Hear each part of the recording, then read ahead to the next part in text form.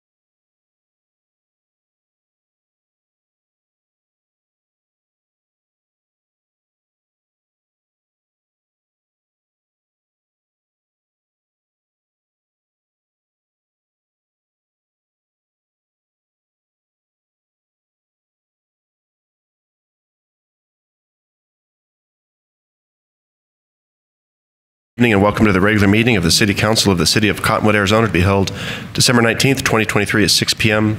at the City Council Chambers at Riverfront, 1083 East Riverfront Road. First order is roll call, please. Councilmember DeWillis. Here. Councilmember Duvernay. Yeah. Councilmember Karat. Present. Councilmember Matthews. Here. Councilmember Palisari. Here. Vice Mayor Wilden. Here. And Mayor Linsky. Here, thank you. And please stand to join me in the Pledge of Allegiance. I pledge allegiance to the flag of the United States of America and to the republic for which it stands, one nation, under God, indivisible, with liberty and justice for all.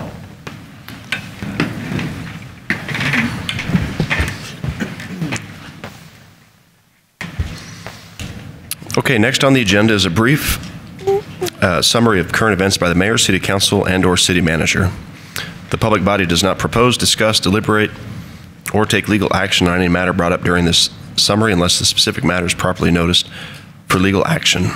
Now, council members, do you have anything this evening? I do. Go ahead. Sorry.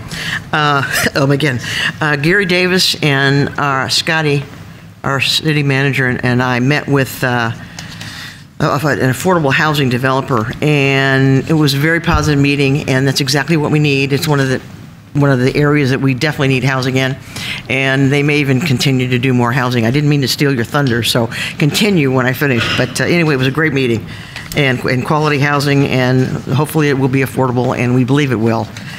Secondly, which was great fun, we have a Sister Cities program, and again, not to steal your thunder, we met with the mayor of Mazatlan and his family, his wife and his young daughter, and I met with him just briefly.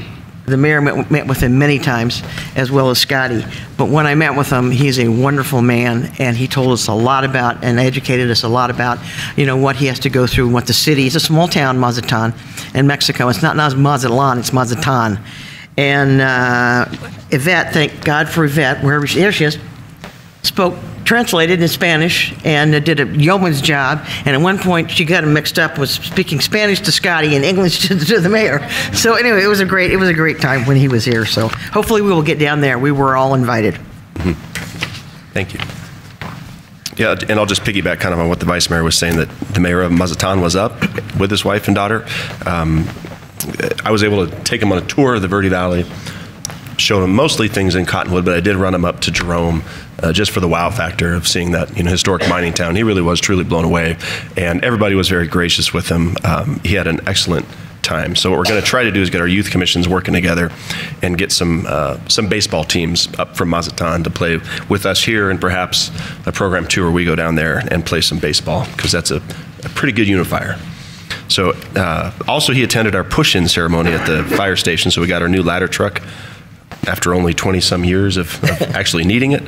It was a wonderful ceremony. Fire Chief Sontman did an excellent job, as well as we had two other former chiefs, Chief Casson and Chief Kirkendall, in attendance, as well as Councilmember Karat and former Vice Mayor Karen Piper was there as well.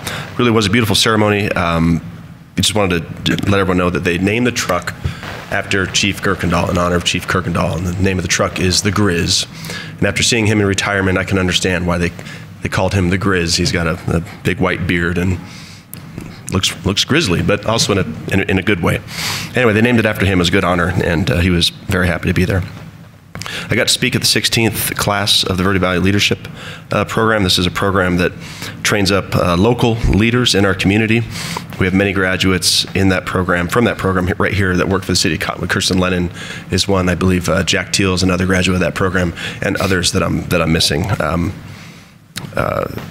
Acting Chief Dowell was in that class. He graduated. They let him graduate. We're proud of that. And anyways, it was nice to be there and speak with those leaders. It's nice to see that we're training up good folks to serve here in Cottonwood. And the other thing I wanted to say is, sadly, is we lost a real pillar to our community here in the Verde Valley. Vincent Randall, who was an elder of the Yavapai Apache Nation, was also former chairman of the Yavapai Apache Nation, born and raised here, spent all his life here, and a true champion for the Verde River conservation and, of course, his own people. But we're going to deeply miss him, and my prayers go out to the current Chairwoman Lewis, all to her people, and I just would ask for just a brief moment of silence as we honor Vincent Randall.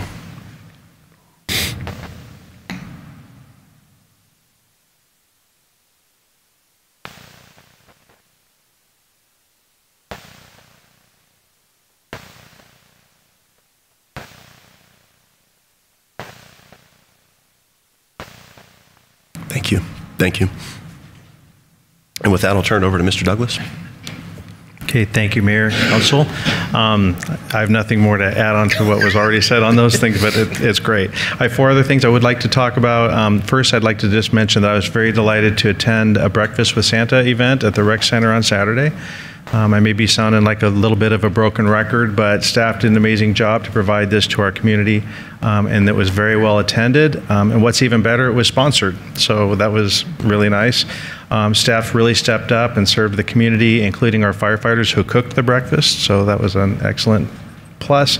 And there are so many staff members to thank, lots of staff, some staff here to thank for their contributions, and it's very much appreciated for their selfless service to our community. The next is regarding the Cottonwood Community Awareness Group meeting. There is not one in December. However, there is going to be one on January 23rd at 5:30 p.m., so it's a little bit of a different time. And it's also going to be located here at the Riverfront Council Chambers, and the topic is going to be a presentation from Northern Arizona Healthcare and Spectrum Health, and that's regarding their current healthcare offerings and future enhancements to their services and programs. Very excited to host them here. It's going to also be an opportunity for the community to ask any questions that they may have of our local healthcare providers and discuss potentially any concerns that they might have. On Friday, December 22nd, this Friday from 5 p.m. to 9 p.m., the city's offering a Parents' Night Off where children can be dropped off at the Recreation Center for an evening of food and games and crafts and movies. Jack, your staff, they just keep stepping up over and over again. And pre-registration is required because space is limited there, and the event costs $25 per child, ages 4 to 12. And this event, too, is a sponsored event. And lastly, I'd like to invite the community to celebrate ringing in the new year at the City of Cottonwood's New Year's Eve celebration at the Recreation Center at 150, sorry, that's my dispatcher, 150 6th Street from 6 p.m. to 10 p.m. And at this free event, you can watch holiday movies, drink hot cocoa, consume popcorn and candy, cotton candy, play games, and enjoy an apple cider toast to a grape drop countdown in the spirit of Cottonwood, being the heart of Arizona wine country. I did see a picture just a couple days ago that Jack sent me of all of the balloon grapes that are from the ceiling that are going to fall. And for more information for that, on either Parents' Night Off or the New Year's Eve celebration, you can call 928-639-3200. Again, that's 928-639-3200. Great. Excellent. Anything else, Council? No. Okay. Let's move on then to the call to the public. This portion of the agenda is set aside for the public to address the council regarding an item that is not listed on the agenda for discussion. However, the council cannot engage in discussion regarding any item that is not officially listed on the agenda for discussion and/or action. And comments are limited to a 3-minute time period. So there's yellow forms in the back. You're more than welcome to fill one out and bring it up here to either our manager or our clerk, and you'll be able to come up and speak during this call to the public. I'll go ahead and queue folks up as I normally do. So I'll invite the first gentleman up, and then I'll queue up the next gentleman. And then there's a few that I received that I think are for an item that's on the agenda a little bit later, so I'm going to hold those aside. So first up is Michael Nacito. You'll be followed by Joseph Giulietti.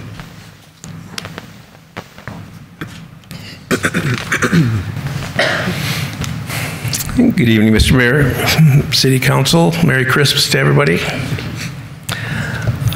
I have something from my hip I'm shooting with. About 11 months ago, we approached the council as a community to address some of what was considered cultural, but I'll consider moral questions. And the community at large showed up 200 strong to many council meetings to see if the council would address an issue that was important to us. Over that period of time, 2 council members resigned. I understand we have an attorney that's resigning as well.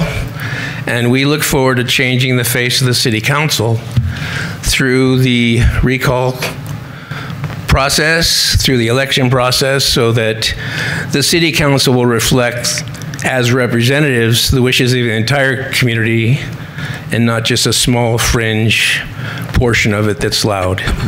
Thank you. Joseph Giulietti, you're up next. You'll be followed by Sharon Bonney.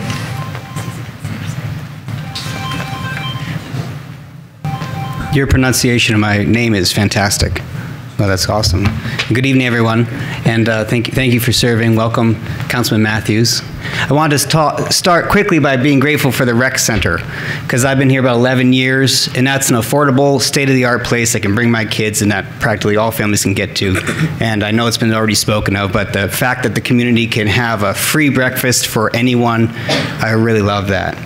So I want to move on to, I'd love for Cottonwood to stay as a small town USA and not turn into strip mall USA, as a lot of other communities are. And I hear a lot of, I've heard some talk about bringing in, people are thinking big. They want to bring in box stores, they want jobs. of course, that we want jobs are good. That's good. But I'm wondering about the types of jobs that we're talking about. Because I find that, like, looking at places like Home Depot and whatnot, where there's a huge turnover rate, I'm saying let's go for high-paying jobs where folks can afford to live in the community that they work in. Because a question I'd hold about is the huge corporations, how well do they treat the folks that work there, do you know? And I'd like to bring up as an example of local and small is Acme Pizza, which is absolutely scrumptious. It's delicious. And this is a mom and pop place. I've been here, coming here, all 11 years I've been going to Acme Pizza. And it started out with Roland and Ronnie, just the two of them. And it's grown organically over the time. Last time I was there's 5 folks there, 3 employees along with them. And that company has grown organically, and I propose I'd like Cottonwood to grow like that. Not too much too fast, you know, to go at a rate where it's sustainable. So, also, the nice thing about local is that when the owner's in the shop with the customers, they totally care about how happy the customers are and about what's going on. And that if you have an issue or a question, it's very easy to talk to them. They're always right there. As opposed to if you want to talk to the owner of Walmart. I'm not sure how you'd go about it. But I love the fact of being small and local. So, and organically grown. Yep, I think that about wraps it up. So, 40 seconds left? Okay. So I want to throw this in here, okay? So housing, again, I love it. I like all the apartments being built, and I'm just hoping that the housing is for, like, residents, like for the real people, for the people who are living here. I understand it's hard from the state level to curtail the B&B industry, to have one company buying up tons of houses, and that there's not a way for a local municipality to be able to stop that. But I'd offer that the HOAs can do it. The HOAs have a way to stop so that they can't have B&Bs getting in there and taking up homes for the folks that want to live here and work here. Thank you so much. Thank you. Okay, Sharon Bonnie, you're up next. You'll be followed by Leslie Evans. Good evening to a full City Council. Looking forward to hearing input from the 7 of you. We heard earlier this evening our newest councilman swear to uphold the Constitution of the United States. I'll read the First Amendment to the U.S. Constitution. Congress shall make no law respecting an establishment of religion, or prohibiting the free exercise thereof, or abridging the freedom of speech, or of the press, or of the right of the people peaceably to assemble. And the 5th point, my point tonight, and to petition the government for a redress of grievances. Redress of grievances. Redress means you, local government body, respond to the citizens' grievances. For 11 months, I've been stating a grievance, and you offer no redress. Will you define the term family-friendly? Any group who rents public space can use that term and define it for themselves, allowing children to any event. Will the council define the term family-friendly, thereby assuring the public that the event promoters will not break Arizona Revised Statute Codes 133551 and 133558, which state that it is unlawful to admit persons under the age of 18 to an establishment where sexual acts are simulated, where the genitals, nipples of the female breast areola are exposed. Shows labeled family-friendly, currently held around our country, would break our A.R.S. codes 133551 and 133558. You were presented with that in August. Will the council redress my grievance per the First Amendment to the Constitution about the lack of a definition of the term family-friendly? Thank you for listening. Okay, Leslie Evans, you're up next. You'll be followed by Carla Erickson. I just have to say this. There's a young child in this audience, so just be careful with what you say, please. Okay. All right, Leslie Evans, you're up next. You'll be followed by Carla Erickson. Okay. Thank you for the opportunity to speak here. I don't have a big speech prepared, but I do want to talk a little bit about the impact that all this flight training is having on residences and people that are living. It's incredibly horrible. We cannot enjoy our properties. We cannot enjoy our yards. We cannot enjoy the peace and quiet. One of the reasons why we moved here, I have sent emails to both the airport manager and the flight operations director at Embry-Riddle University in Prescott, which is the main abuser, I'm going to use that term, of our airspace. And I've gotten basically canned responses back, and that border almost on sarcastic, for me even, daring to voice a complaint about what's going on. The main reason that is given for Embry-Riddle using Cottonwood as opposed to Seligman, Baghdad, Williams, and Wickenburg is they're saying the distance. They do say and they do claim, I was told that Cottonwood is typically a first choice after Prescott because it is nearly half the distance from Prescott and other north central runways. And he also, this is Parker Northrup at Embry-Riddle, also says that they do in fact use those other airports on a regular basis. I have tracking that I have done every day since I received this email that proves that that is far from the truth. Those other airports are not used, and if they were used, they would take the burden off of Cottonwood and take the burden off of our residents of having to listen to the constant droning of planes overhead. And they say they use them, but I don't see that they do. And if they did, they wouldn't have to use our airport. And I also looked up the flight distances from Prescott to Cottonwood and Prescott to the various other airports. And the difference in flying time is 3 minutes. So that argument doesn't really hold any weight with me either. So really what I'm hoping is I'm hoping that you will work with the community. There are other concerned people here that are just as concerned about this issue as myself, that you will work with us to try and get this resolved so that they don't have to disturb our peace and quiet. Thank you very much. Thank you. Carla Erickson, you're up next. You'll be followed by Mary Lou Rees, I believe. Rose, excuse me. Good evening, and thank you for letting us have a little bit of time here. I also want to talk a little bit about the airport. I've been here 3 years, and this last year has been one of the worst. It's a constant barrage of touch and goes. As Leslie stated, there's Wickenburg, there's Baghdad, there's Seligman, there's Williams, and these are not being used at all. And we can't go out. You can't sit in your backyard anymore. We have people over, they go, oh my gosh, what's going on here? Why do we have all these airplanes? And I said, it's a constant. And it just really started to be this bad just recently. And I'd like to follow up too. There was an article published in the Verde Valley on September 13, 2023, where the city of Cottonwood met with Embry-Riddle. And I'd really like some follow-up from that, especially some of the comments that were made. One, Tripp explained the meetings that the city does not have much control over the airplane traffic at the airport, but could take action concerning things like traffic patterns and stop and goes. That's all we're asking you to get involved with, is to work with Embry-Riddle and Tripp to just spread this wealth around to everybody and let everybody else have a little bit of noise. The constant every morning, 7 o'clock, and it's like every 2 to 3 minutes. And it's not just Cottonwood, it's Clarkdale, it's Jerome, and like I said, it's impacting us very negatively. If you look at the real estate market, a lot of people can't sell their homes. If you show a home in the afternoon or in the morning and the planes are going over, the first thing they say is, what's going on with this airport? And what do you tell them? You can't lie.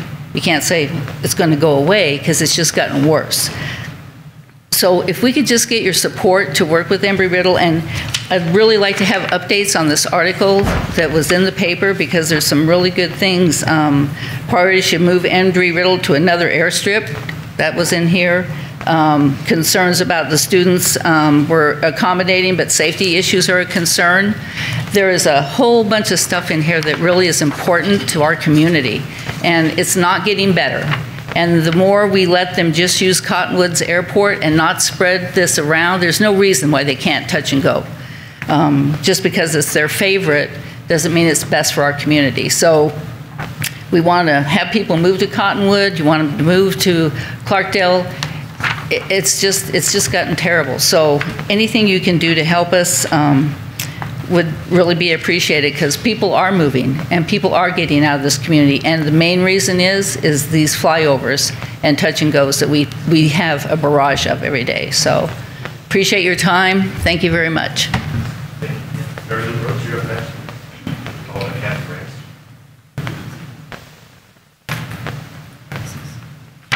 Good evening, and thank you for letting me speak.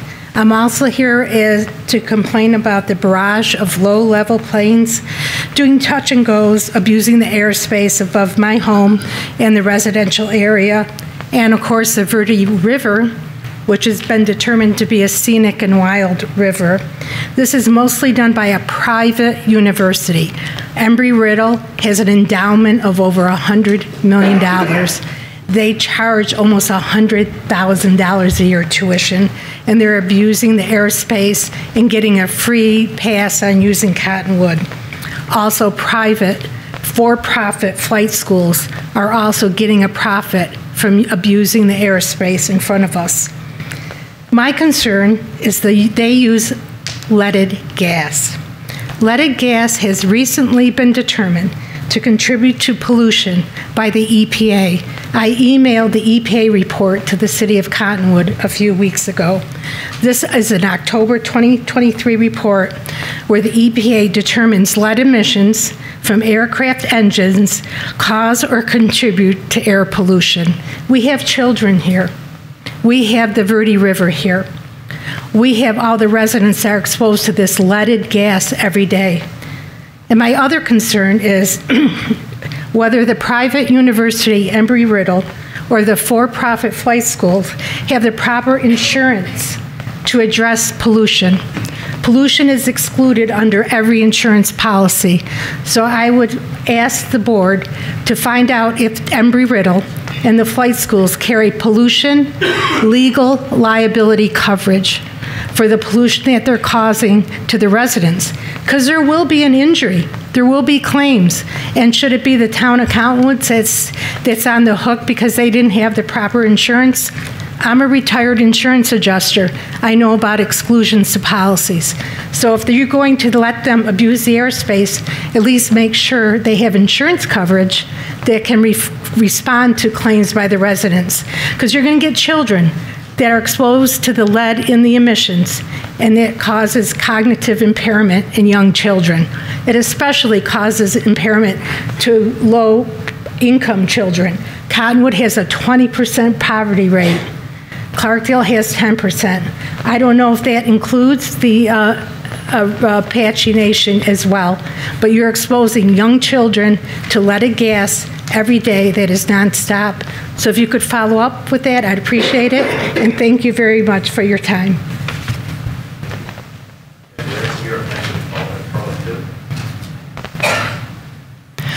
Thank you. I'd like to address the new business item, resolution number 3245, condemning the conduct of a council member. Yes. Should I address it then?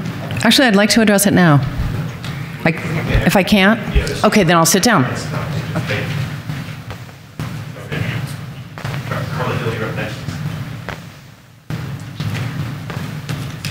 Good evening. I'm Carla Hill, and I wanted to tell you guys about a group we've formed. It's called Verde Valley Aviation Impact Relief. And we are a group, you've heard from many of them already. We want to be a fact-based group, excuse me, goal-oriented, and we want to try to solve a problem. So we're asking for your help. We're asking for Clarkdale's council to help. The county, we have meetings set up with the county to talk to them as well about this issue with the flight training operations. So I support that. I hear you guys are going to do an auxiliary committee We fully support that, and we hope you can get that going as soon as possible, and any one of us would be more than happy to serve on that. So thank you. All right, there's nothing else. I'll close the floor to the public. We'll move on now to unfinished business. There's one item under unfinished business is ordinance number 739, declaring that document entitled 2023 Code Amendments Floodplain Management to be a public record, amending Title 18 Village Lands, amending Chapter 18.08 Floodplain Management, presentation, providing for severability and provision for providing for more penalties. This is the second and final reading. Volume. Your mic might not be working. I didn't have it on. That's user error. Do you want me to repeat that? The unfinished business item, is ordinance number 739, declaring that document entitled 2023 Code Amendments Floodplain Management to be a public record, amending Title 18 Zoning and Land Use by amending Chapter 18.08 Floodplain Management, providing for severability and providing for penalties. This is the second and final reading. Go ahead, Mr. Bramble. Good evening, Mr. Mayor, Madam Mayor, Vice Mayor, council members. Tonight I'm presenting Ordinance 739, which is the second reading. This has to do with 2023 code amendments for the municipal code under zoning and land use.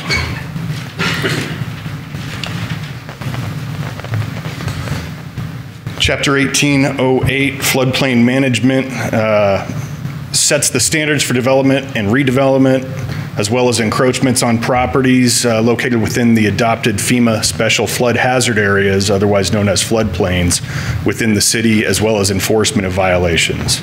The intent is to protect life and property through planning, mainly avoiding floodplain areas, engineering, and construction practices, mostly elevation and floodproofing of structures.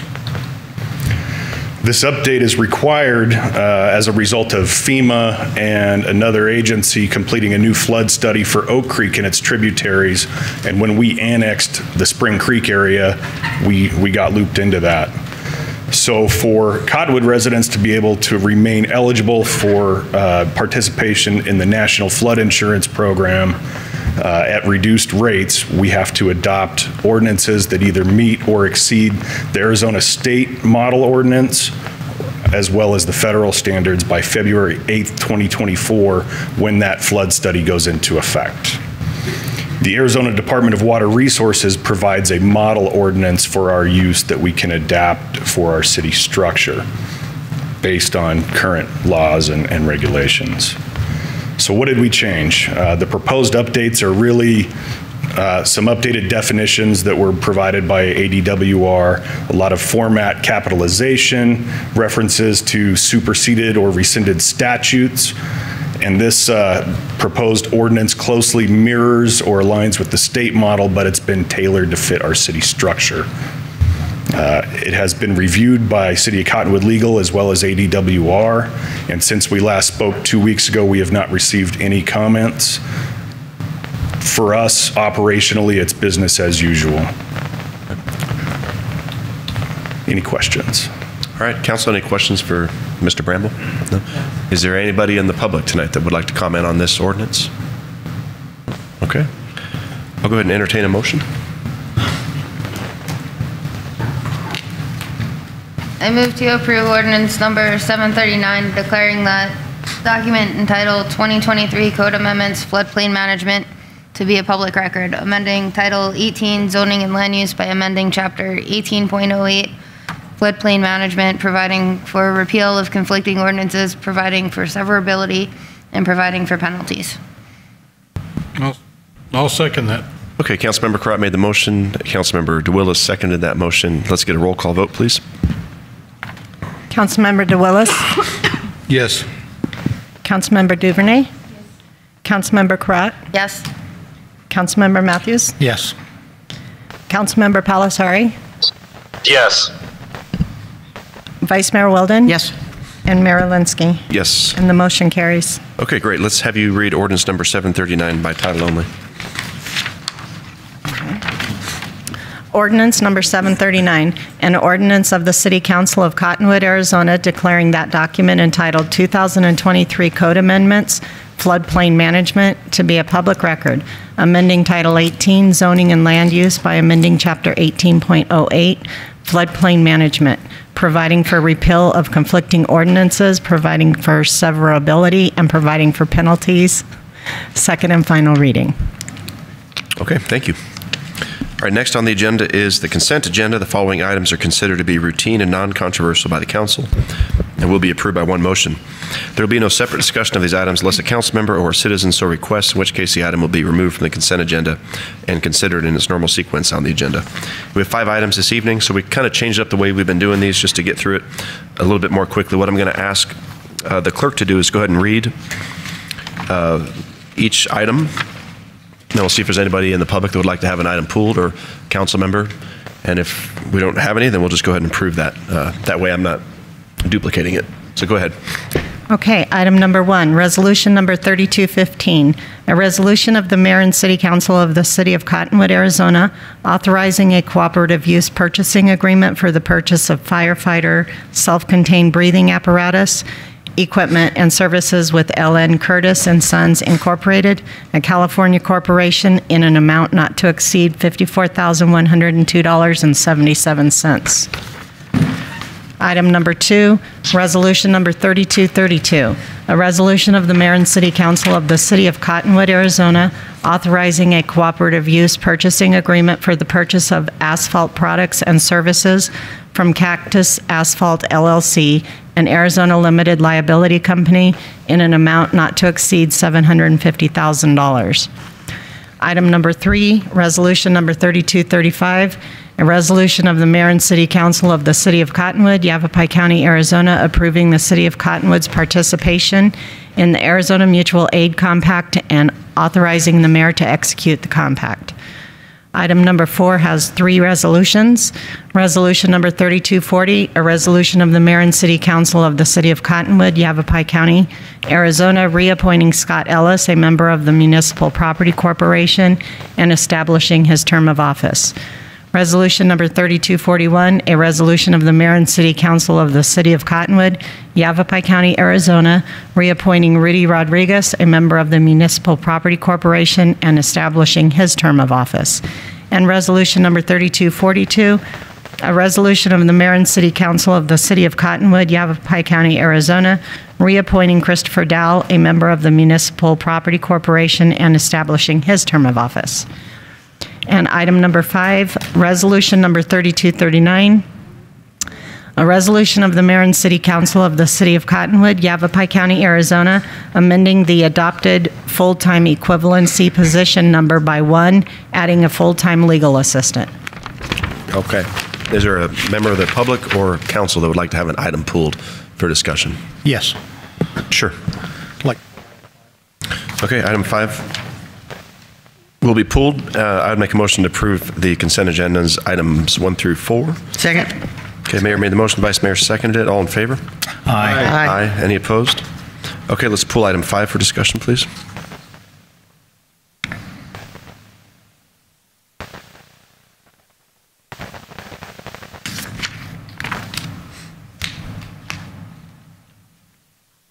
Okay, thank you, Mayor and members of the City Council. Just to provide some background, the city's operated the legal department with one staff member, the city attorney, for a number of years.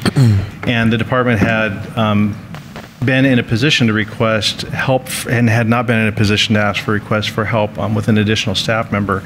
While the city's been able to contract with certain legal needs and continues to do so, the city has a number of administrative functions with the legal department that could use the assistance of a legal assistant. It's mainly also, eventually to write and assist with the preparing and writing of resolutions and other administrative functions such as initial potential contract reviewing and looking at different editing and things like that before it's passed on to the actual attorney for final review. A lot of things could be kicked back to staff to do corrections if necessary, or to go back to vendors and things like that if necessary as well. So this is a lower cost per hour, I believe, to support something like this. And however, staff is definitely open to staff, council's direction. Thank you. Okay, thank you. You have any questions? Well, no, I just in light of what's going to be happening here later this evening, I think that's something that should be tabled until we determine how we are going to move forward with that position.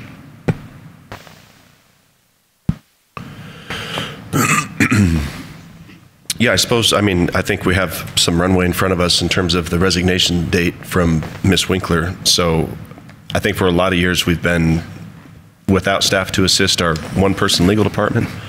But I know last time we met and for your mid-year review, it was a priority of council is to get help in your office because we've known for a lot of years now that you'll need it.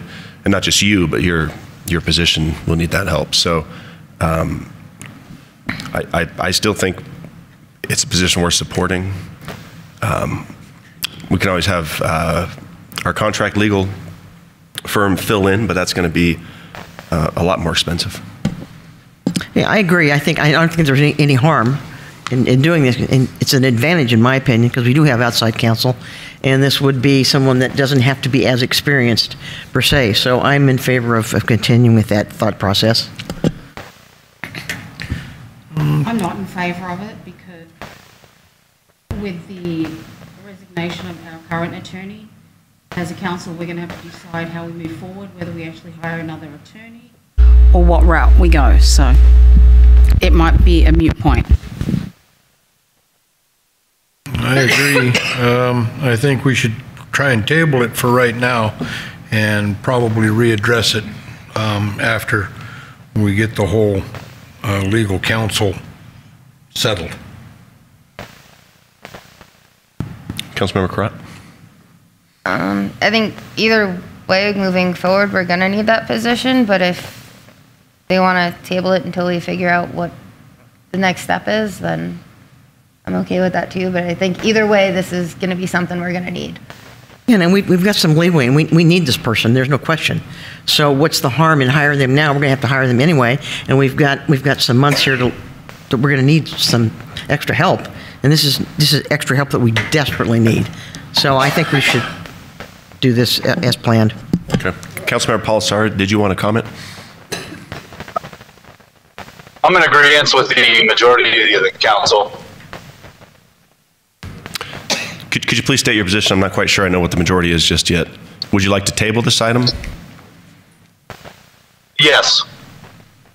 And just to clarify, I'm not opposed to this position. If we were going to be moving forward with a single attorney, I would be in full support of it. So if we get down the road and we decide to go that direction, I think we can at the same time bring this back up again and make it happen. I realize too that we may also go with a firm. In that case, we may need to consider doing something a little bit different. So it's not in just opposition of this. It's just that we're put into a position where if we move forward with it, we may not be able to back out of it too conveniently. So. Mayor, if I could just comment on that. So I understand, and staff, we can really go either way, quite frankly. If we do decide to hire someone now, I believe that training would probably be a little bit accelerated. We could also option to bring this back, part of the budget, into the next fiscal year, which is another option. If we do hire, I know that you're going to discuss attorney services or filling the position in the near future. But either way, our prior attorney worked largely remotely, and I am seeing a certain benefit of having someone boots on the ground to actually interact with staff as well. So just for consideration, but I can support either way. Okay. Okay, then do I hear a motion to table? Yeah, so I would disagree with that, but I will move to table resolution number 3239. I second. Okay, we had a motion by Councilmember Matthews to table, a second by Councilmember Duvernay. Let's get a roll call vote on that, please.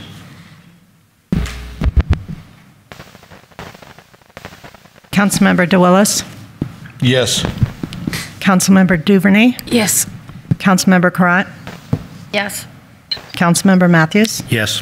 Councilmember Palisari? Yes. Vice Mayor Wilden? No. And Mayor Linsky? Yes. So the motion carries, and you've already read the resolution by title, so we can move on, right? Yes. Okay. Okay, new business. The following items are for council discussion, consideration, and possible legal action. We have 2 interviews coming up. First is interviews of the Board of Adjustment applicants. Ms. Wilbur is going to introduce these items.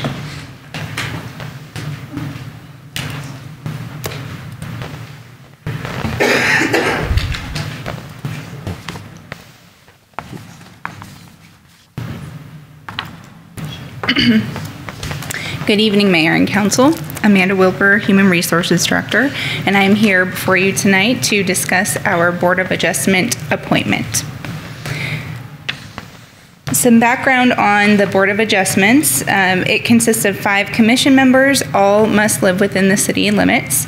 And this board is a quasi-judicial decision-making body, so it hears variances and appeals of decisions by the zoning administrator. This is actually something that we are required to have, and there is an Arizona revised statute that has more information about how a Board of Adjustments actually runs as well, if anyone would like more info. This commission does not meet super regularly. It's really only meets on an as-needed basis throughout the year. We currently have 3 openings. We have 2 members currently on the board, Kyle Peltz and Richard Pierce. We have posted this particular set of 3 openings for a long time. We posted 4 times in 2022 and 5 times in 2023. And most recently, our 2 most recent postings resulted in 1 application each time. So both of those applications are combined for this process this evening. Because we only have 2 applicants for the 3 positions open, we did not do the blind review. Tonight is the council interviews, of course, and then we are planning on bringing back a council appointment recommendation on January 16th. As I've mentioned the previous few meetings, we have increased our outreach on our boards and commissions. So we do email this opportunity to all of staff. It's always posted on all of our internal and external bulletin boards. We send out public service announcements to the media. We post it to the website. And then we also have some special social media graphics that go out on Facebook, Instagram, and LinkedIn. We've also been putting that on the city's news flash as well on the webpage. This is just some examples of what some of our marketing material looks like. So pictures of the website, our public service announcements, our social media graphics, things like that. And then tonight we do have 2 applicants to interview, Patricia Monell and Catherine Ramsey. Unless council has any other questions for me, I would turn it back over to council to conduct those interviews. Okay, any questions for Ms. Wilbur? No? Okay. Then let's go ahead and call up in alphabetical order. Patricia Monell. You are a frequent flyer here lately, and we appreciate that very much. Yes, I am. We appreciate you applying for all these boards. We need some help here, and we appreciate it. Well, and that's mainly I keep looking over the, Board of Adjustment, and in all honesty, I really have not, been in a zoning commission or involved in any kind of zoning decisions. I just think it's important that, moving to a city like Cottonwood, to be able to sit and observe and listen and see what is recommended, what is not recommended, what the general populace feels about it. And that would be the main reason that I would like to be on that commission. Okay.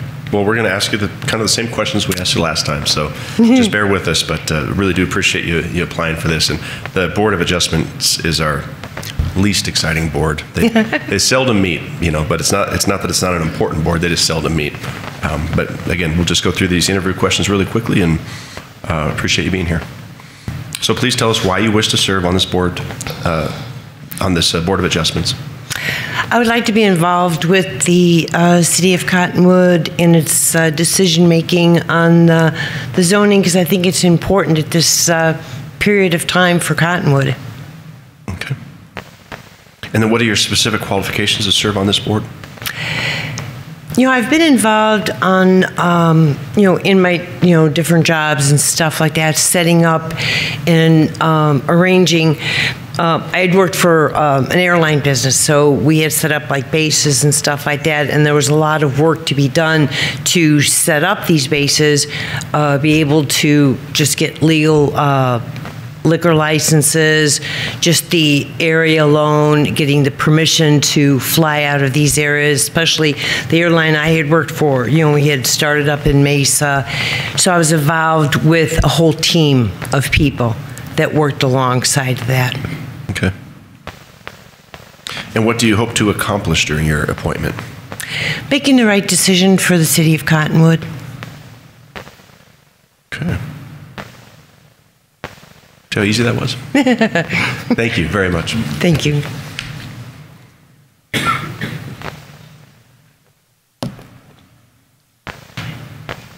Okay. Okay, and then we'll call up Catherine Ransom. You'll be next. And it's going to be the same 3 questions. So we'll start off with question 1. Please tell us why you wish to serve on this board. Well, it's supposed to be a 5-member panel, and it's currently short. It's been short for a while. And it's hard for 4 people, perhaps, to make a decision. So a 5 is a nice, not round number. I can, since it doesn't meet very often, I can make time in my schedule. Otherwise, I would be applying for something that required more time, but I don't have more time. Okay. And what are your specific qualifications for this board? I've been a resident of the city of Cottonwood for over 21 years. I do live in the city, and I'm a registered voter, and I'm over 18, so I got the minimum requirements there. I also have a fair amount of training in parsing out complicated documents. And since this is the Board of Appeals, for if people disagree with the zoning decision, you sort of have to be able to figure out what the zoning is supposed to be. And so that doesn't sound like a lot of fun, but I know that I would probably be able to do it. Okay. And what do you hope to accomplish during your appointment? If needed, if I needed to serve on some decision-making capacity, that whoever's bringing the issue forward feel like they were heard and understood why the decision was made in the way that it was. Okay, very good. Thank you for your application.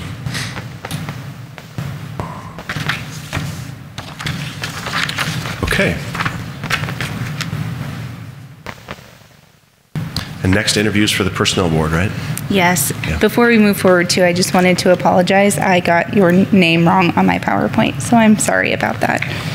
It is right other places, so I'm sorry. It's normally me that gets all the names wrong, so I had to share it with Ms. Wilbur this time.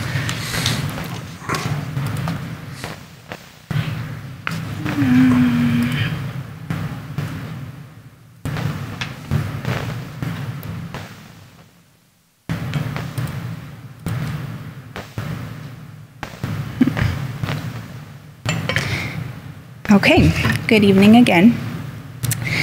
This time we are going to be talking about our Personnel Board appointment. So this board is also made up of 5 members, 3 of which are City of Cottonwood employees and 2 of which are citizens at large. This board hears appeals of employees' grievances, disciplinary actions, and dismissals, and is also active in our recognition programs as well. We do have 1 seat open. We have the other 4 positions filled by Ben Kramer in our fire department, Joyce Oswald, who is our other citizen at large, Lucas Renfro out of our police department, and Jeff Cook out of our finance department. This particular position has also been open quite a few times. We have received multiple applications over the 5 postings. However, for different reasons, it didn't work out. Either they were withdrawn or usually they didn't live within the city limits, which is a requirement of this board. We did do the blind review process on this particular opening. So it was reviewed by staff, council, the board chair, and a citizen review member. Tonight, of course, is the interviews, and then we propose bringing back an appointment on January 16th. This is the same outreach as our last process. So we emailed the opportunity to all of staff, issued public service announcements, posted on our website, posted on social media, and put it out on a news flash as well on the city's webpage. This again is just a collage of some of the different marketing that we've had. And then tonight we are here to interview 2 applicants for the 1 position available. Tonight it is Patricia Monell again and Mark Tracy. So unless council has any other questions of me, I will turn it back over for interviews. Okay, any questions, council? All right, let's get Patricia Monell back up here then. I promise this is the last one. We didn't change the questions at all, so. No. Might seem a little repetitive, but please tell us why you wish to serve on the Personnel Board. I have a definite background in personnel, in hiring, disciplining, termination. When we were first living in Illinois, I was a bank manager and officer, and was primarily, responsible for the operation of the bank. And I did do all the hiring and then the disciplining. And then when we moved to the Nevada area, I started working for an airline, and again, doing the same thing. I had different bases, and I would do the interviewing, the setting up the different bases, making sure we had the right fit, and then also, depending on temperaments and stuff like that, also the disciplining and also the termination and instructions. Okay, great. And what are your specific qualifications to serve on this board? You kind of went over that, but anything else you wanted to highlight? No, just, very much, in the last, probably, I would say 15 years is where I've gained all my experience in that. And it's, always working with a team, especially when it comes down to, certain like workers' comp, the different HIPAA laws, things like that, being able to work with the team and with other people. Okay. So I was able to do that. Okay. And then what do you hope to accomplish during your appointment? Basically what I've always done working in, with the personnel in the hiring is, and also, if, listening to grievances and things like that, is making sure that the employment factor is being fairly treated and everybody is, happy, is really what it amounts to, and that it's just and fair. Okay. And everybody gets their moment to speak. Okay, very good. All right, thank you, Ms. Monell. Thank you. Appreciate it.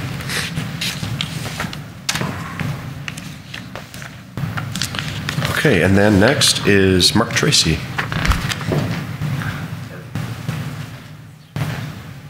Good evening. Good evening. Same 3 questions, sir.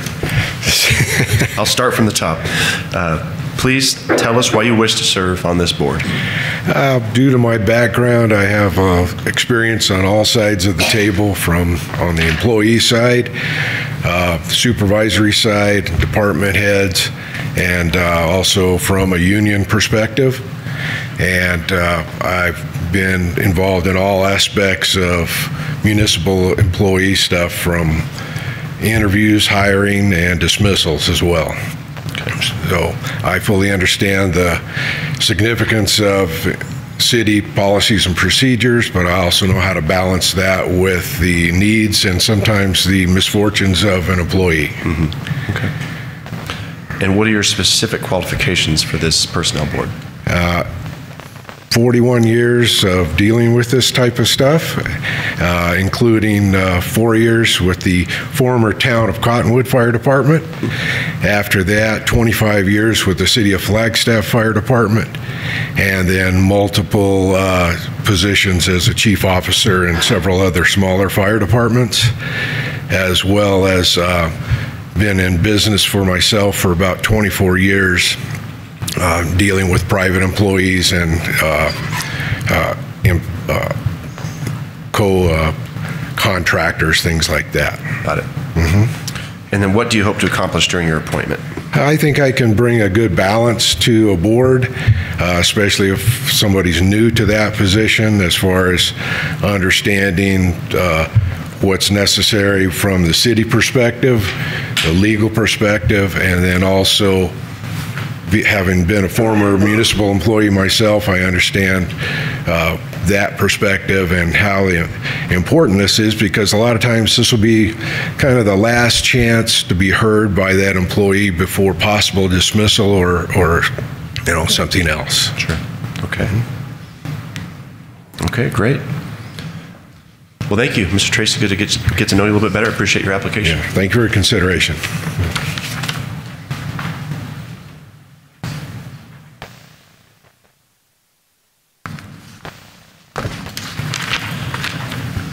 Okay, so again, we're going to bring that back for a vote at a future date sometime in January. So thanks again to all those that applied. And if you don't get on, please keep reapplying. We always have openings on most of our boards and commissions. It's a great way to get involved in the good things going on here in Cottonwood. Okay, next is resolution number 3244, adopting the City of Cottonwood City Council Code of Conduct. We discussed this a week ago. Yep. Good evening, Mayor and Council. Ryan Bigelow, the Director of Strategic Initiatives, and tonight I'm going to be presenting on the City Council Code of Conduct. A brief review here, maybe. Code of Conduct and Review. This item was co-sponsored by Councilmember DeWillis and Councilmember Carrot. It was originally brought to a work session on October 16th, 2023. At that point, the consensus was that a code of conduct is beneficial to the council, that a code of conduct should be short and to the point, and that the code of conduct is intended to be self-enforcing, and members themselves have the primary responsibility to assure that standards are understood and met. We again talked about this last week, and the code of conduct that we're bringing here tonight has no changes from last week, just the addition of an acknowledgement form. So here's the code of conduct. I won't read it word for word, but I will go over some highlights. So the statement of purpose, comply with both the letter and the spirit of the laws and policies affecting the operations of government, remain independent, impartial, and fair in their judgment and actions, use their office for public good, not for personal gain, conduct public deliberations and processes openly unless legally confidential and in an atmosphere of respect and civility. The code of conduct includes the act in the public interest. Council members will work for the common good of the people of Cottonwood and not for any private or personal interest. Council members will comply with the law. Members, if they have any questions, are encouraged to seek advice from the city manager and/or city attorney regarding the interpretation and application of these laws. The conduct of the members shall demonstrate civility and respect at all times. This remains true in both public and private encounters, as members should be aware that the public nature of the office they hold means they are always on display. And advocacy, members shall represent the official policies or positions of the City Council to the best of their ability when designated as delegates for this purpose. The policy role of the members. Members, therefore, shall not interfere with the administrative functions of the city or the professional duties of city staff, nor shall they impair the ability of staff to implement council policy decisions. A positive workplace environment. Members shall support the maintenance of a positive and constructive workplace environment for city employees and for citizens and businesses dealing with the city. And compliance and enforcement is intended to be a self-enforcing document, and members themselves have the primary responsibility to assure that standards are understood and met, and that the public can continue to have full confidence in the integrity of government. Those are the highlights. If you have any questions. Council, any questions? I've got some things. Sure. I'm fully in favor. I like this. I think it's good. I applaud those council members that brought it up. I do have a question. I mean, is there a corresponding document in which management and other contract employees and staff are required to have something like this? That would be similar to our human resources policy. So when staff is hired, we have to review our own employee manual and sign that we're aware of that. Okay, because I mean, there's something like this can maybe be a blanket code of conduct for everybody. I'm assuming council got to see, since how I'm new right here, right now. Sure. Council got to see some examples from other communities. Correct. That was the October 16th session. Okay, so on clause 1, it says, and they will assure fair and equitable treatment of all persons, claims, transactions coming before the city of Cottonwood. The word, now if you talk about equal or equality, that's a definitive term. When you bring equity into it, it's very subjective. Equity or equitable treatment would mean treating some people differently than others. So I would really like to see equal instead of equity, equality. And 2, comply with the law. Members shall comply with the laws of the nation state, city of Cottonwood, city ordinances and policies. And if members have questions, encouraged to seek advice of the city manager and city attorney. I've seen legal counsel interpret things differently than what even the Attorney General's office interprets it as, and has told another council member that municipal codes are just suggestions. So, little hypocrisy at the moment on that. Conduct of members, professional and personal conduct of members must be above reproach and avoid even the appearance of impropriety. Members shall refrain from abusive conduct, harassment, personal charges, or verbal attacks upon the character or motives of other members of council, boards, commissions, to staff, or the public. Just last week, we saw this very code, before it was even brought up publicly, used as a weapon, used to bludgeon.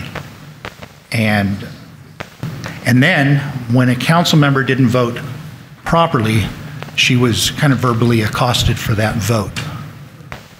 Respect for the process.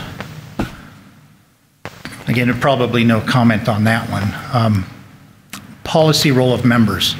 Members shall therefore not interfere with the administrative functions of the city or the professional duties of city staff. We've already seen where this was violated by one member in a unilateral action, which was highlighted at last week's meeting. Nothing prevents the majority of council from directing the city manager regarding a personnel issue of concern, but not unilaterally. So,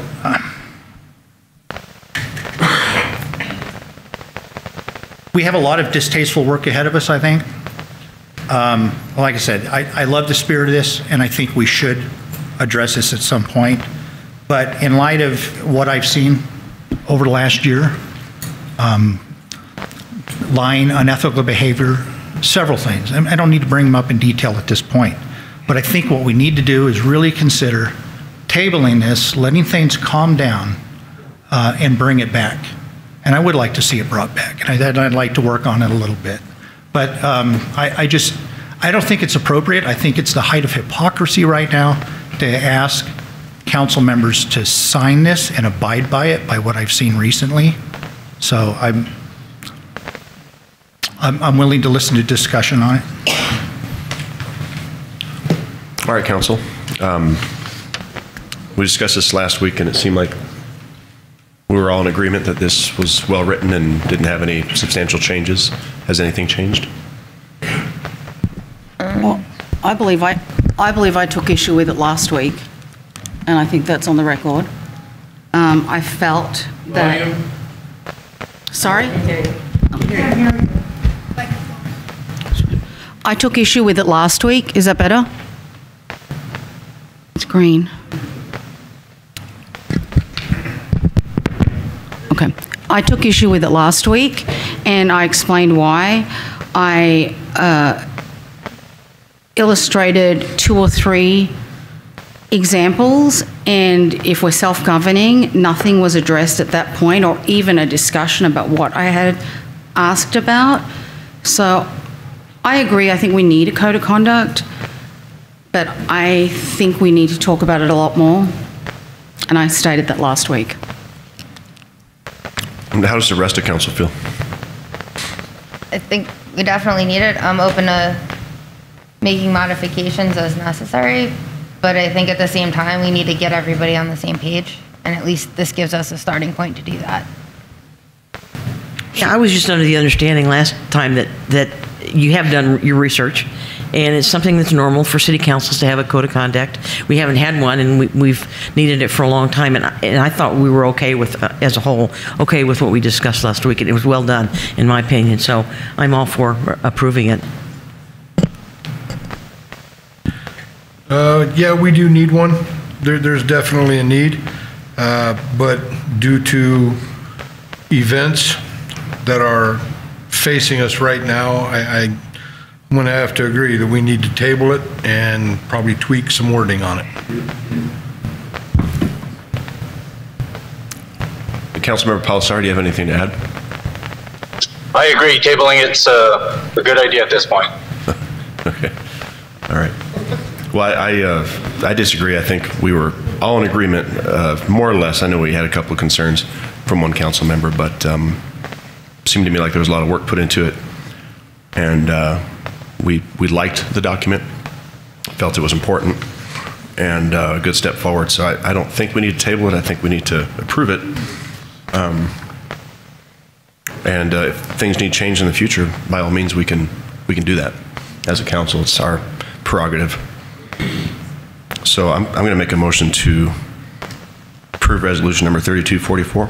Second. Okay, Mayor made the motion. Councilmember Carrot seconded it. Let's get a roll call vote, please. Councilmember DeWillis? No. Councilmember Duvernay? No. Councilmember Carrot? Yes. Councilmember Matthews? No. Councilmember Palisari? No. Vice Mayor Wilden? Yes. And Mayor Linsky? Yes. And the motion fails. Okay, motion fails. Okay. All right, moving on, we have item number 4, resolution number 3245, condemning the conduct of Councilmember Derek Palisari toward female employees of the city of Cottonwood. Well, so there, yeah, go ahead. Go ahead. Is there something about the previous? No, no. Okay, so I'll just open this up. So we had an incident at a employee Christmas party for the city of Cottonwood, where a council member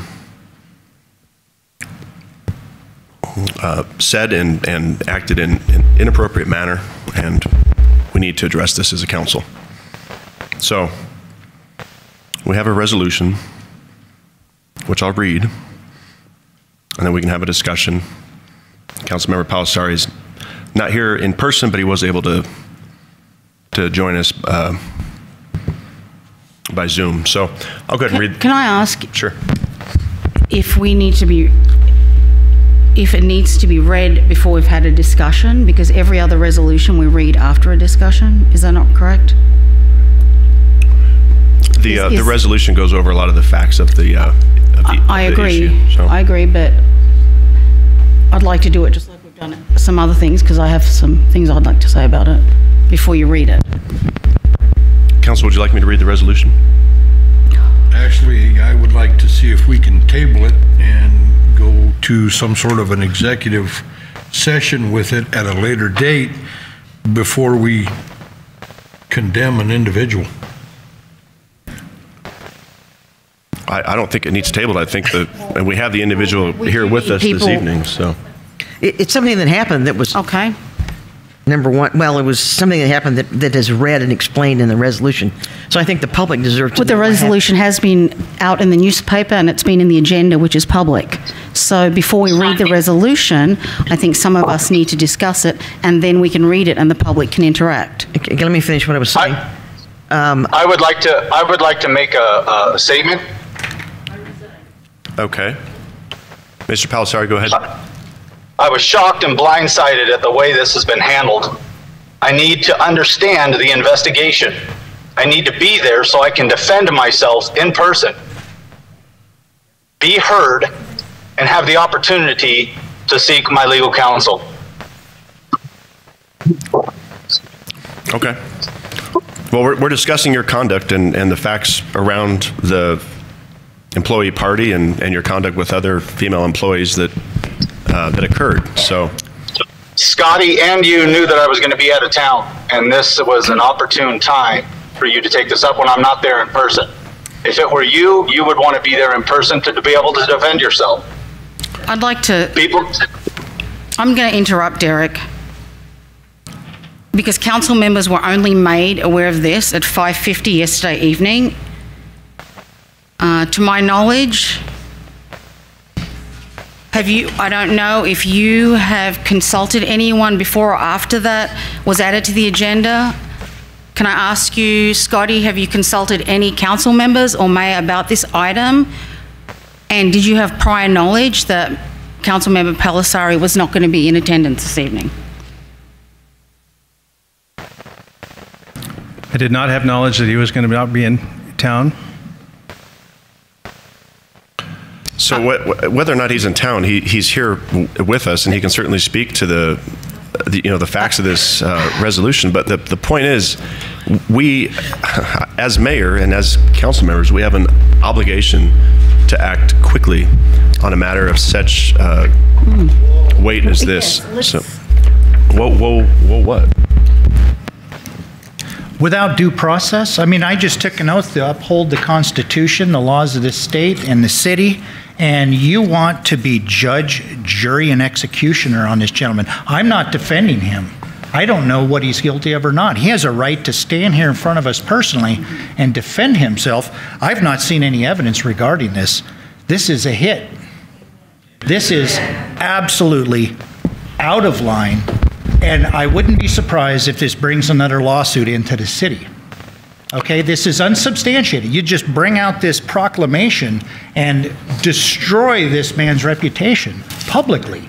And like she said, this came out a little over 24 hours ago. He was blindsided with it. We were blindsided. Y'all worked behind the scenes to, like I said, you've already judged him guilty and you've convicted him. And now you want to go ahead and just pass this resolution without any discussion, without us being able to confront him, ask him questions, and allow him to explain himself. Well, Councilmember Matthews, we have all evening to discuss it, and so and he is here, and so for the benefit of the public, I'm going to read the resolution. A fundamental principle in the American justice system, presumption of innocence, is crucial.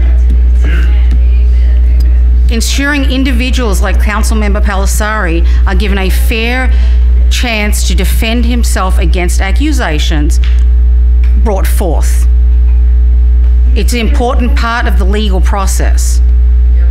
And if we are going to accuse people of the way they behave as council members, I'm going to bring up again how you behave towards me, and I'd be more than happy to read that statement about how who aggressively lunged at a female councilwoman, and you denied it, and nothing was done by the city manager, nothing was there to defend me. And you're saying now, with no judge, no jury, you're just going to say he's guilty? Well, what about you? This isn't a trial. This is a censure resolution. So we have the facts in front of us. I'm going to go ahead and read them out. Mr. Palisari is welcome to rebut the facts. I will point out that we did attempt to meet with Palisari, and he declined the meeting. We? We. Like the mayor as in the judge, or the attorney and the human resources? Because you have no right to talk about human resources. It is clearly stated that you should not interject yourself into those matters. So you already did that once when you fired the police chief.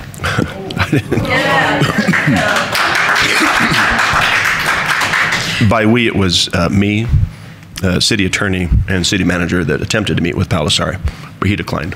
I think if it was read, it would be understood what has happened throughout the whole thing, what he said, what he did, the evidence, the witnesses, and it's up to the city, as it says in the resolution, it's up to the city council to support staff, help staff, and make things like this not happen. I'm not saying he's guilty, but we need to do this resolution to explain the situation. I mean, it's simple. It's very simple. All right, this is a resolution of the mayor and city council of the city of Cottonwood, Yavapai County, Arizona, condemning the conduct of Councilmember Derek Palisari toward female employees of the city of Cottonwood. Whereas, consistent with federal and state law, the city of Cottonwood strictly prohibits any form of discrimination or harassment based on sex. And whereas sexual harassment includes but is not limited to sexual advances, requests for sexual favors, verbal or physical conduct of sexual or other offensive nature, offensive comments, jokes, innuendos, sexually oriented statements, unwarranted and unwanted touching, grabbing, groping, kissing, massaging, or other similar conduct.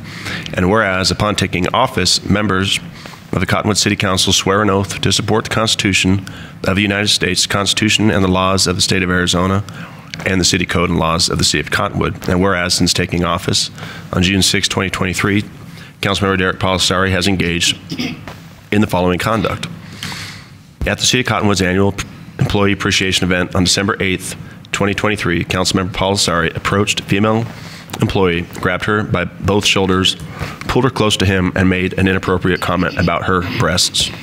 The employee freed herself from Councilmember Palisari's grip and walked away. The employee's husband was with her, witnessed this exchange, and immediately reported it to the city's human resources director. Councilmember Palisari admitted his conduct to the employee's husband, the human resources director, the city attorney, and the city manager. An investigation conducted by the city's human resources director has uncovered other instances of inappropriate conduct toward female employees by Councilmember Palisari. These include inappropriate comments to female employees about their clothing, their bodies, and their weight, and 2 other instances of unwanted touching. One involved squeezing an employee's shoulders.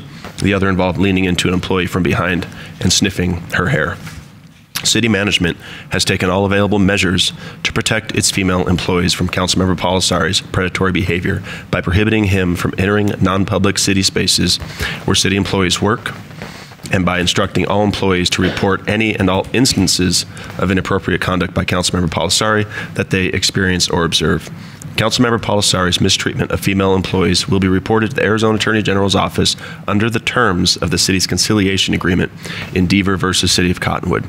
Now therefore be it resolved, the employees of the City of Cottonwood have the right to a safe and respectful workplace free from any form of discrimination or harassment based on sex. Councilmember Derek Palisari has engaged in inappropriate conduct toward female employees that may violate state and federal law, the laws of the City of Cottonwood, and his oath of office.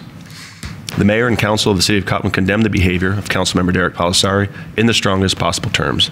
Councilmember Palisari's behavior toward female employees is indecent, immoral, and in the opinion of this mayor and council demonstrates that he is unfit to hold office.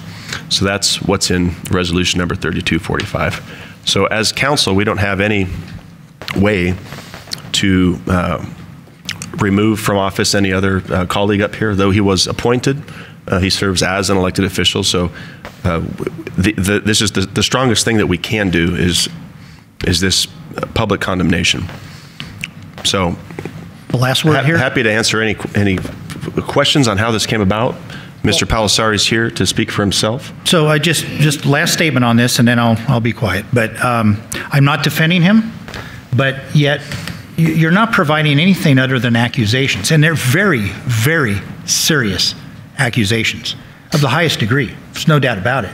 And if you can convince us through the evidence that these are true, I will have no problem voting with you to condemn those actions.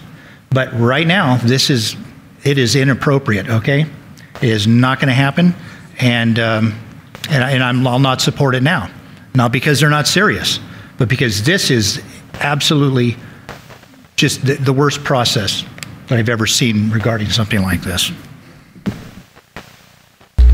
And I'd like to see why there wasn't a resolution that addressed other behaviour, either legal, illegal behaviour by other council members or other abusive behaviour to a female councilwoman and a person of colour at that. You know, so let's talk about equitable.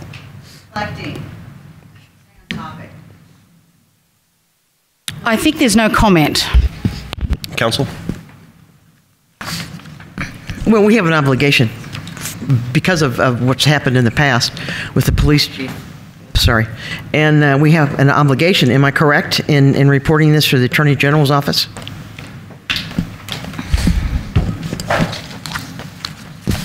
That is correct.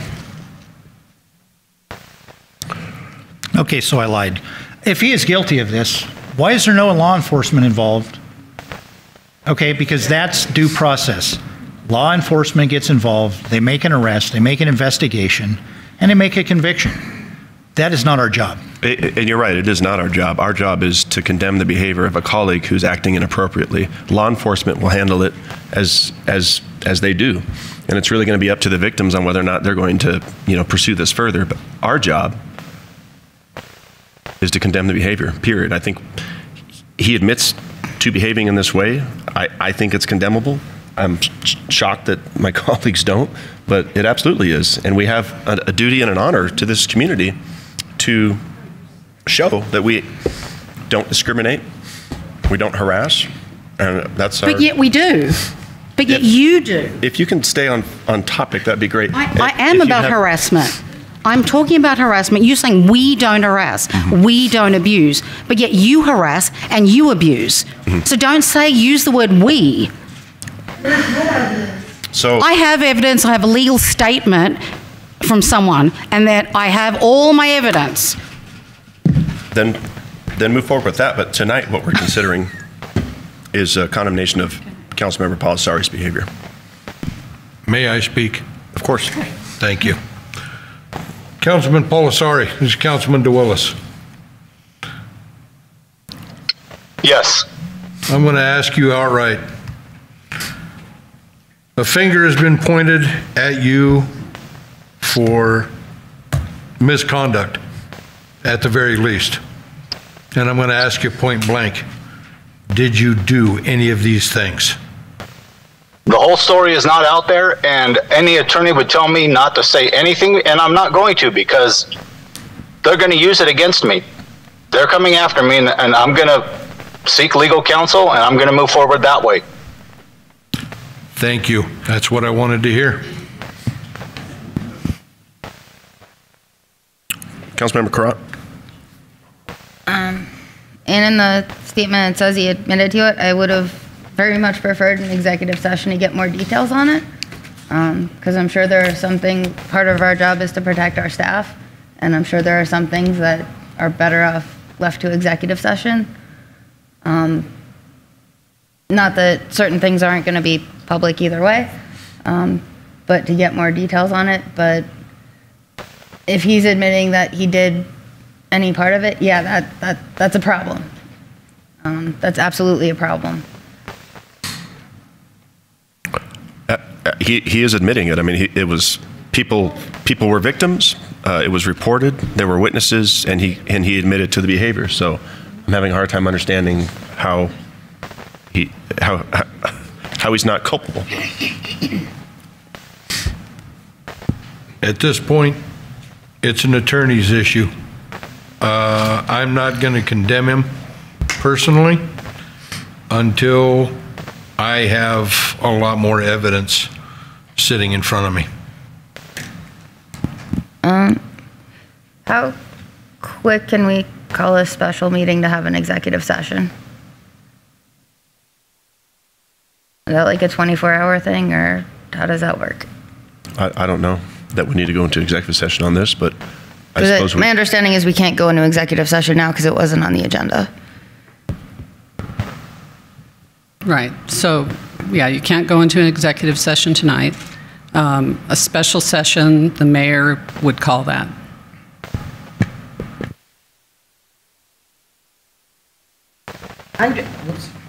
I'm just not sure why we need to be honest with you. I mean, to delve into who this happened to, supposedly, although we did admit it, I don't know that that's appropriate for us anyway.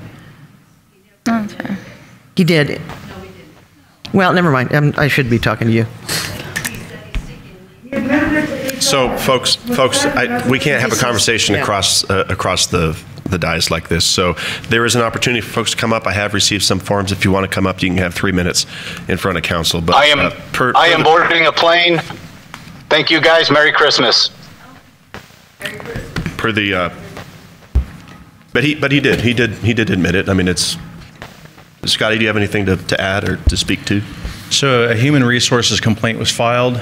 A full investigation was conducted. It was fairly straightforward. Given the conduct that was mentioned, there were several witnesses. And I just wanted to state as a city manager that I am responsible for ensuring that all city employees are protected and afforded a workplace free from bullying, discrimination, and harassment, including sexual harassment. And the City of Cottonwood has a zero tolerance policy regarding such behavior.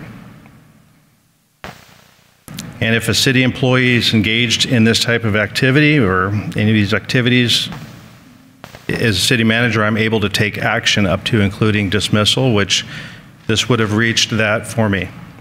So I am here. I understand the concerns that council is bringing up right now, but I'm going to say that I need to protect my employees. Mm-hmm. Okay.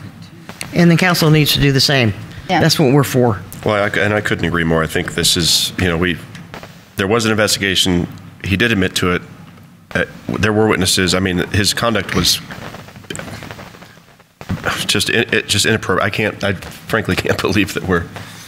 All right. We have some folks in the audience that would like to speak. I'm going to call you up as I receive these, and I'll cue you up too. We have, I believe it's Lama Hayburn, followed by Julie Fernat. Hello, Council, Mayor. Thank you.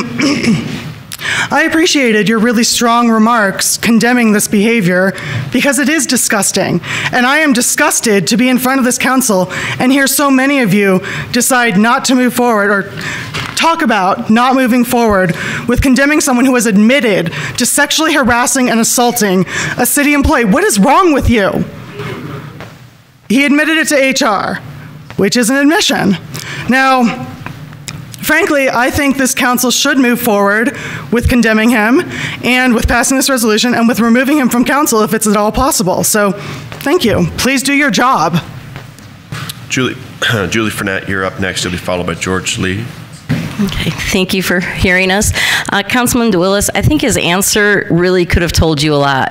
If he felt he was innocent, these were, charges that were incorrect. If he had not done this, I think you would have heard a no, not a, I got to talk to my lawyer.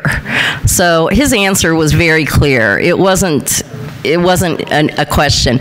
He is on record as having admitted it to the HR department. He has admitted this conduct. I don't understand, Councilman Matthews, why you don't, maybe, I know you're new, so maybe some of that hasn't caught up to you yet, but he did admit it. I mean, some of the information has not gotten to you yet, because he said he did this, he did do this, he did it in front of witnesses. This isn't the only thing that's going to happen from this. There will be attorneys involved, there will be courts.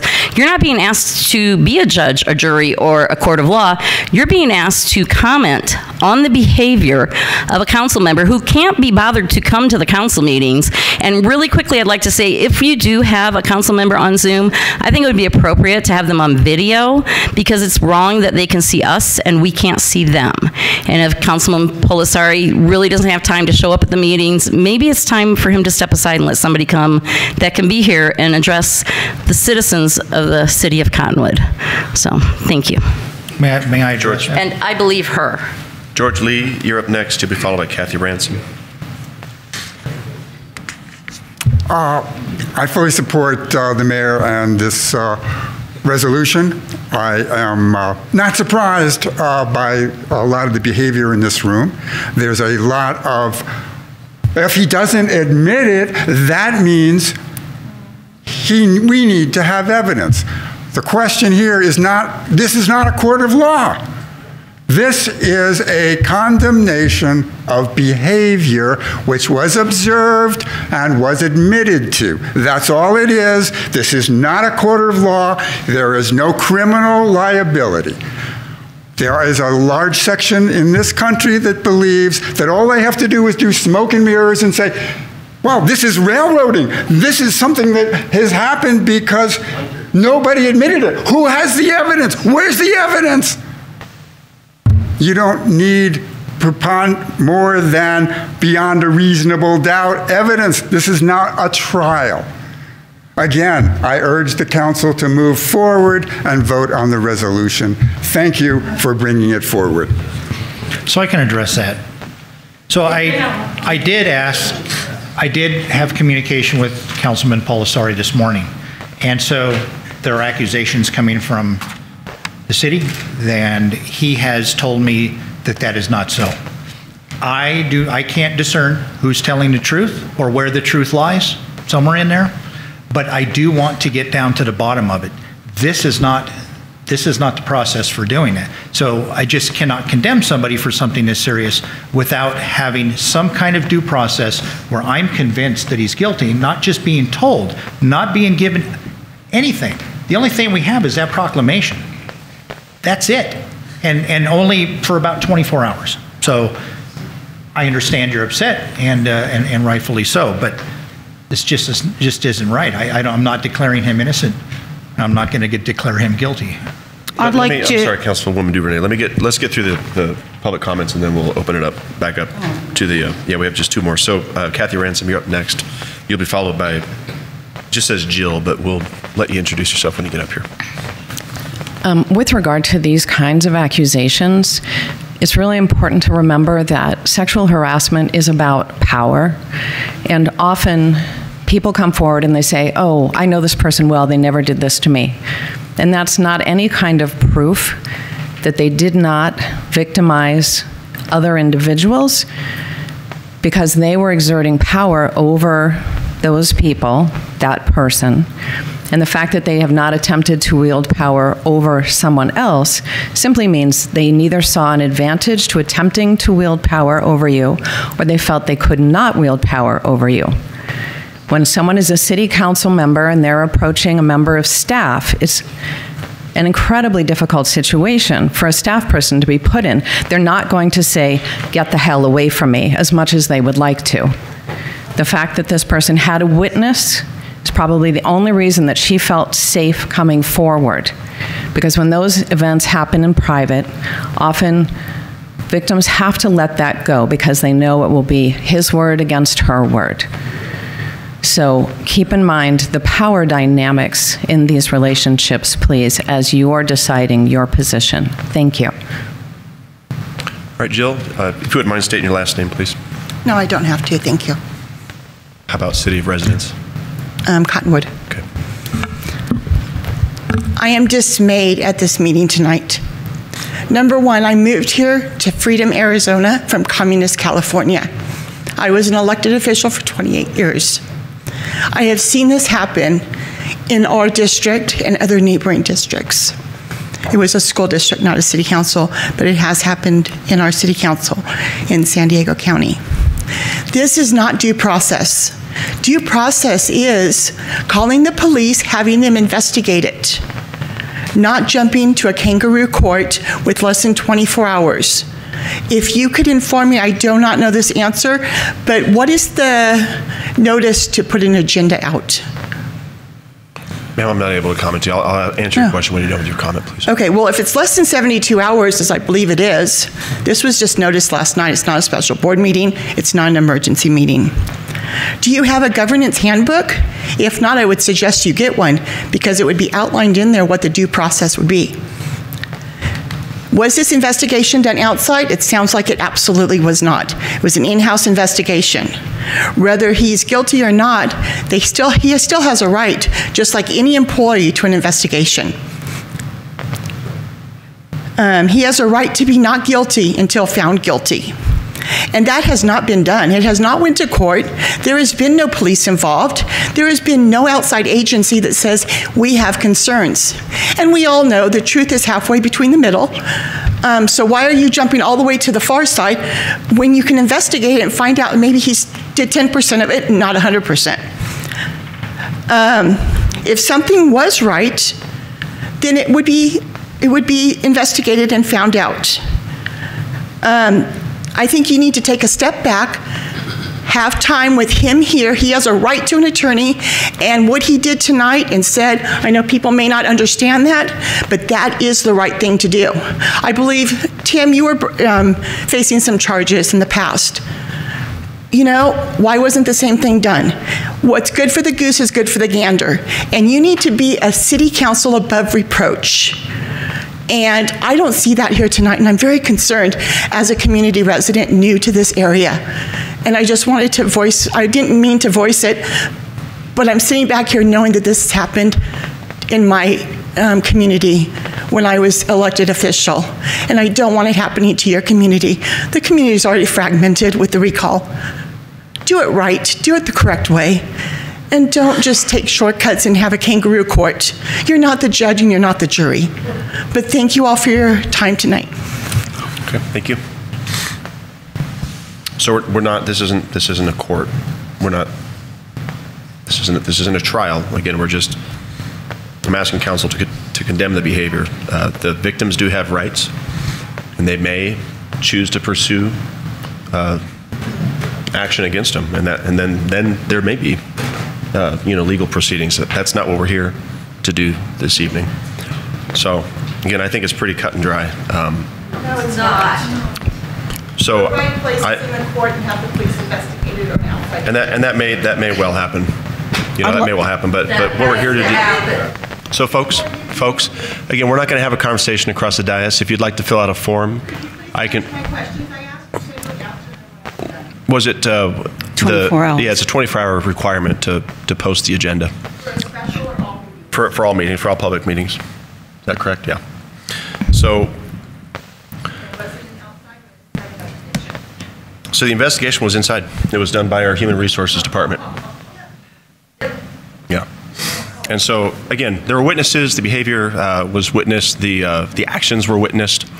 The victims gave their testimony. The investigation was complete. Palisari himself said that he did and said those things to those women. So in my mind, it couldn't be any clearer that this council needs to condemn the behavior at a bare minimum. So I'm going to make a motion to approve resolution number 3245. Second. Okay, Mayor made the motion. Councilmember Carrot seconded. Let's get a roll call vote, please.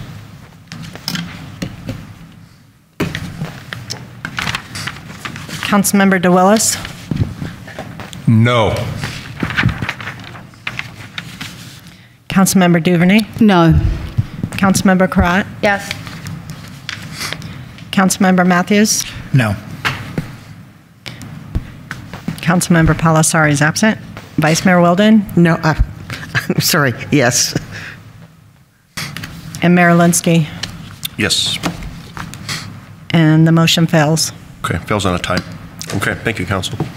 Moving on, discussion, item number 5, discussion of possible legal action on hiring Timothy A. Lasota, PLC, as a legal advisor to the City Council. This item was sponsored by Councilwoman Duvernay and Councilmember Palisari. I'll leave it to Councilwoman Duvernay to introduce this item.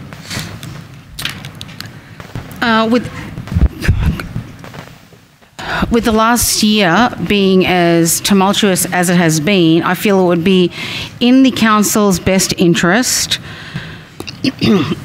to hire an outside attorney. I believe that we have been in a rut for the last 12 months since I've been here, moving forward without doing anything to change the result, especially with our attorney now resigning. I believe there's no moving forward. As a council, I believe we need more now than ever guidance, and I'd like to, and I think we need legal guidance for that, which I don't feel that we have. I have.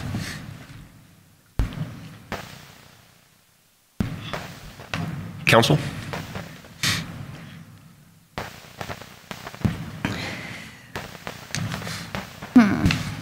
So is there a way to make like executive session like a standing thing on there? I think this is why we don't do things last minute. I don't know anything about this particular attorney. I also think that as a council, we select the city attorney, and because we had the 6-month evaluation, and some concerns were raised, but in general, nobody, like, she was still here. I don't see how bringing in a second attorney is helping anything. I think that's just going to make the whole situation worse. If there are issues that need to be addressed with how things have been handled, that's a whole separate conversation. But I think to just bring this up the way it was brought up isn't helping anything at this point. Just so you know, it was put on the agenda and his credentials are on that. It wasn't a last-minute addition. The agenda was sent out 24 hours and 15 minutes ago, and that was not because it wasn't a last-minute. It was not a last-minute addition. When was it submitted? Last week. So, and his credentials were out there. So like Councilmember Cross said, this council hires its attorney, and there's typically a process that we go through to do that. And so I've never seen it. I think it's unusual just to kind of handpick, an attorney that you'd like to work with, but not do a process that's open to the public and that vets out the candidates and really kind of defines what the goal is. Obviously, we know what the goal is with our legal counsel, with our city attorney, is to represent all of council and represent the city as an entity. But in this particular case, I'm not sure what the goal is in hiring Mr. Lasota, other than maybe as a sounding board. It sounds like you've had some frustrations. Yes. But to handpick an attorney kind of leaves the public out of the process, and I don't think it's right that we should spend the public's money on an attorney that you have handpicked without there being a request for qualifications. There was a request for qualifications sent in. I'm also I think concerned. There was an engagement letter that was requested, but no, this council hasn't been able to vet this gentleman's qualifications or even discuss what the need is in hiring this additional attorney to represent council. So it just seems like we're not following a policy or process that's very transparent. And I'm also concerned the fact that two council members solicited this attorney, who happens to be here tonight, without our knowledge, and that bothers me. And I checked into his background, and I'm not exactly thrilled. Background checking's very good. Counsel? So I'll give my opinion on that. I've done my research on him. This is not, and from what I understand, this is not hiring a city attorney. This is an attorney that is being asked to come in and represent council. We've got issues we need to deal with, and we don't have an attorney. So this is not a permanent city attorney position. This is somebody that's going to represent council. We have a lot of things to discuss and a lot of things to talk about. I've got questions right now, and they cannot be answered without good, competent legal counsel. So, I mean, and I understand that the process, and I can see now it's a 3-3 vote. But if this fails, then we need to at least go through the process and bring this back up again. I believe we do need legal representation from somewhere. So we do have representation for what, though? I guess that's where I'm confused on that one. We're losing our city attorney. There's a lot of other issues that are coming up, and we're going to need some good, competent, experienced help to bring us to a place where we can hire a new firm or a new city attorney. And I would rather have somebody of his experience help us through that. Well, why don't the two council members that sponsored it come up with a whatever it is you're trying to accomplish with this new position.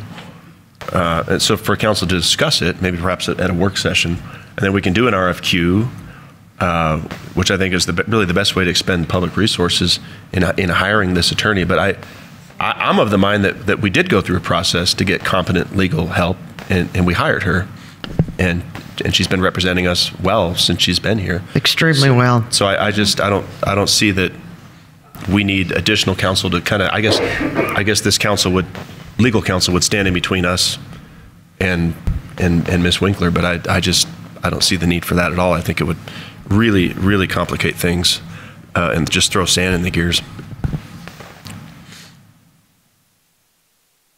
And I think bringing in a second attorney isn't going to accomplish anything productive.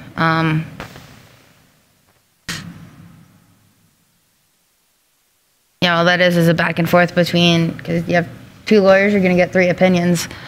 And I think going through the process that we're going to have to go through anyway, and having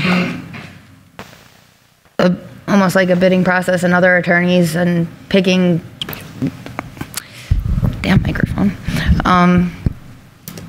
and getting a consensus and selecting an attorney the way we've done in the past, where it's an open bid and we have qualified candidates putting in for it, and then going from there, not just picking one. And again, I don't see how having a second attorney to argue with the city attorney and doing that's also not going to help us when we go put out for a city attorney, because they're not going to want to deal with that either. Councilmember DeWillis. Well, we have a resignation from the city attorney, and she has given us a March date for her last day. We are definitely going to be needing some sort of legal advice, and I'm looking at this and it says as a legal advisor to the city council. And perhaps we can look at that as an advisor after the March date. But as the hiring of an actual attorney, we're going to have to go through the cost of trying to find another one. And this is, I don't know what this individual's background is or anything else. But we're gonna need some legal advice. Like Mr. Matthews has said, we've got a lot that's coming up, and we're gonna need some advice. So I don't think that we should really. I mean, I hate to say because of the way it sounds, but I don't think there's something that we should be doing right now other than probably advertising for another firm or attorney. We still have outside counsel, so I think we're covered. And it's it's a strong, good firm that we've worked with. And anyway, so I don't think this is necessary. Again, for several reasons, which part of them I'm not even going to go into, but it's not necessary. Okay, so what I'm hearing from council is there's not a desire to move forward with hiring Lesota. Not right now, no. Okay. All right, then we'll move on to item 6, resignation of the city attorney.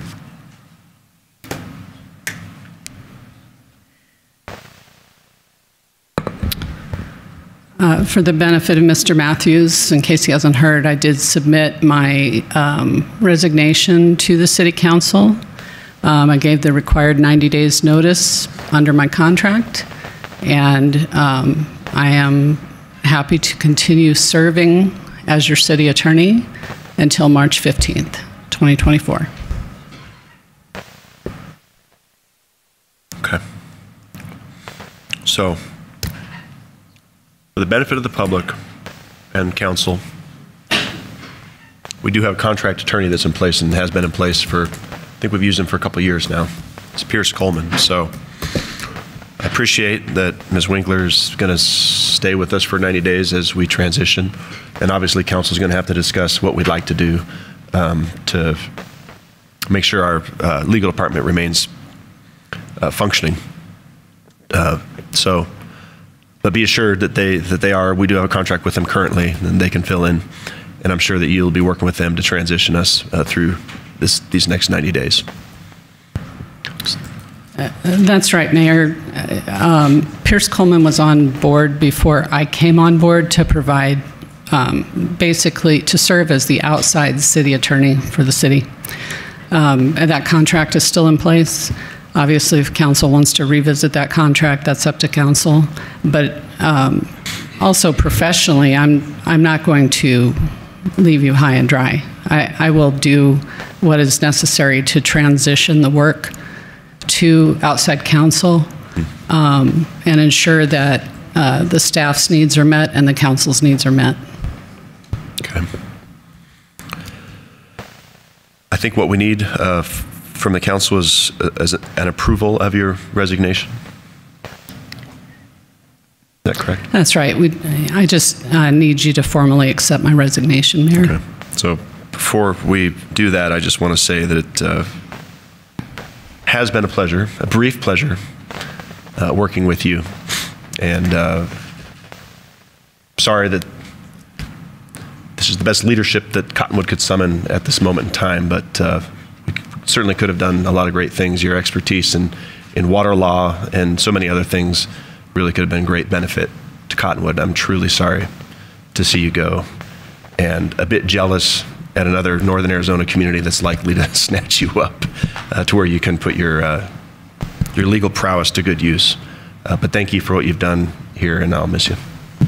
And I absolutely agree. I was asked for a quote from the paper, and I gave it, so you will see it in the paper, and it's completely supportive of our attorney, Jenny Winkler, and several of us are going to miss her, and it's first-class act, and I have to apologize for this, council, for what happened to you. Okay, I will make a motion to accept the resignation of our city attorney. I second. Do I need to say the date on that?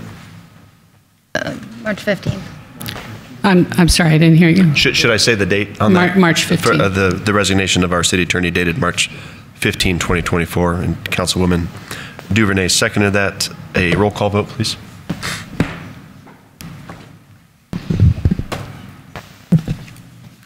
Councilmember DeWillis. Reluctantly, yes. And Councilmember Duvernay. Yes. Councilmember Karat. No. Councilmember Matthews. Yes. Vice Mayor Wilden. No. And Mayor Linsky.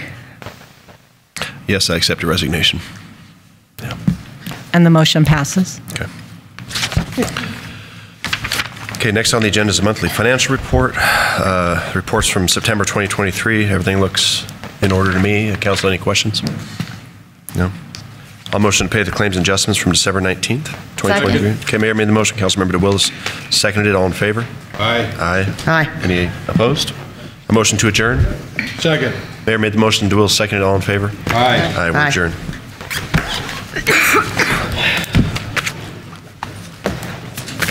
And